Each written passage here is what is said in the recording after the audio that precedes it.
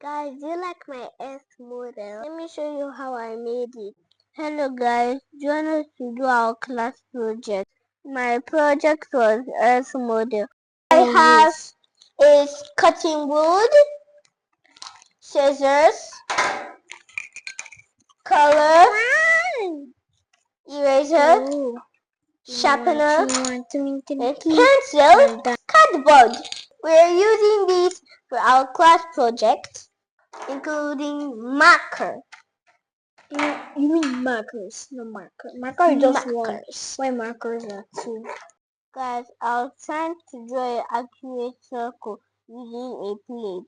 It wasn't that easy, but I got an accurate circle. Odili helped me to hold the plate.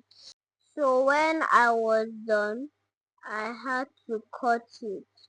And when I finished cutting, I had to trim the edges a little so that it will look exactly like the earth. I was still trimming the edges. Then when I was still trimming the edges, Odili helped me to Odili wasn't helping me. When I was done, I got a perfect circle. See? It's perfect, right? Then I did the same thing with the carton. I was still cutting, but it took me time. So I had to wait a little so that it would be perfect. I just needed to trim a little more of the edges for perfection. So guys, I got 2 round circles. I did it. I was putting glue on the cardboard so that I can stick it to the carton. After sticking it, I allowed it to dry. I trimmed it again so that it will look more perfect. Did you guys used to do this by yourself when you were little? Like and subscribe. Perfect! I'm going to draw a shape of a rhombus now.